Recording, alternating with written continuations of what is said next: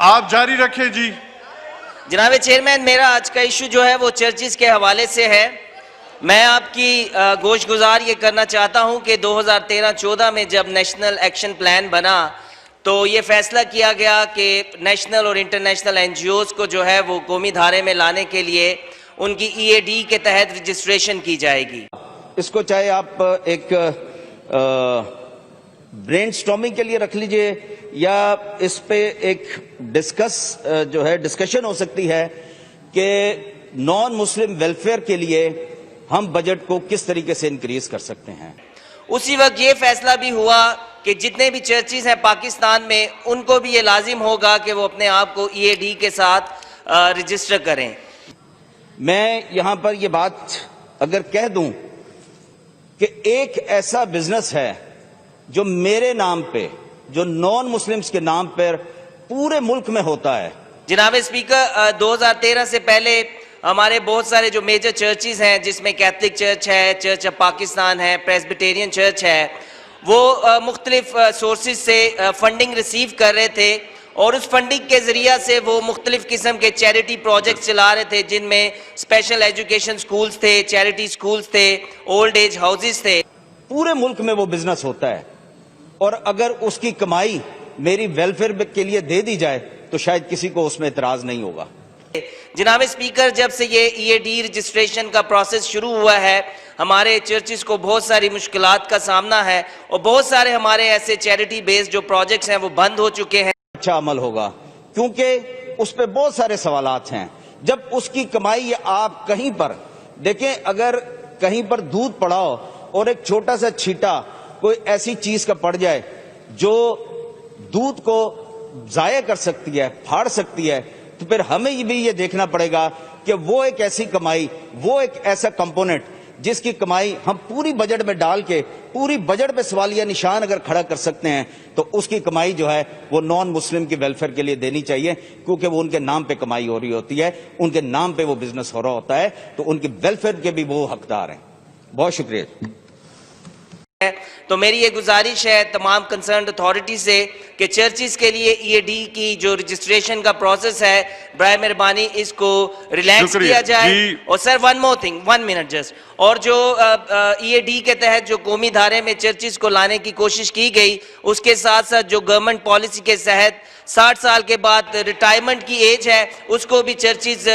سے منسلک انسٹیٹیوشنز میں جس میں ہاسپٹل، سکولز اور کالجز ہیں اس میں لاگو کیا جائے۔ Thank you. اس کو چاہے آپ ایک برین سٹارمنگ کے لیے رکھ لیجئے یا اس پہ ایک ڈسکشن ہو سکتی ہے کہ نان مسلم ویلفیئر کے لیے ہم بجٹ کو کس طریقے سے انکریز کر سکتے ہیں۔ میں یہاں پر یہ بات اگر کہہ دوں کہ ایک ایسا بزنس ہے جو میرے نام پہ، جو نان مسلمز کے نام پر پورے ملک میں ہوتا ہے، پورے ملک میں وہ بزنس ہوتا ہے، اور اگر اس کی کمائی میری ویلفیئر کے لیے دے دی جائے تو شاید کسی کو اس میں اعتراض نہیں ہوگا۔ اور اگر آپ اس پہ ڈیبیٹ کر لیں، اگر اس پہ ڈیبیٹ کر لیں تو میرا خیال ہے کہ وہ ایک بڑا اچھا عمل ہوگا، کیونکہ اس پہ بہت سارے سوالات ہیں۔ جب اس کی کمائی آپ کہیں پر دیکھیں، اگر کہیں پر دودھ پڑا ہو اور ایک چھوٹا سا چھیٹا کوئی ایسی چیز کا پڑ جائے جو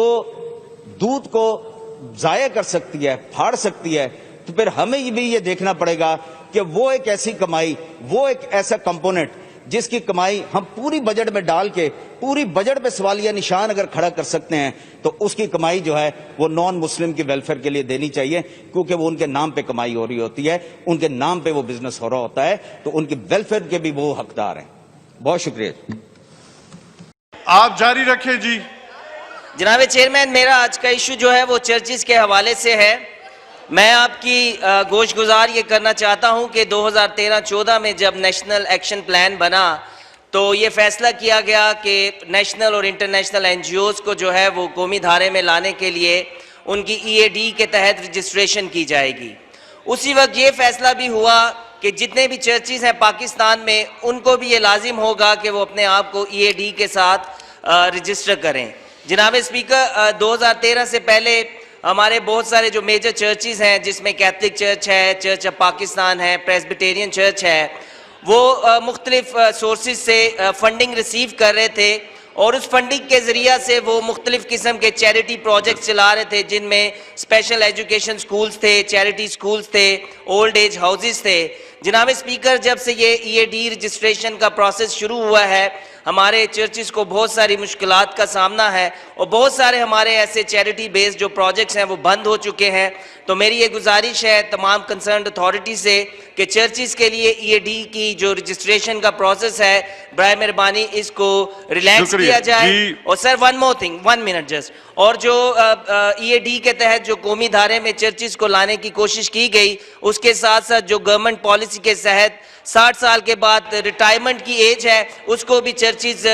سے منسلک انسٹیٹیوشنز میں جس میں ہاسپٹل, سکولز اور کالجز ہیں اس میں لاگو کیا جائے. Thank you.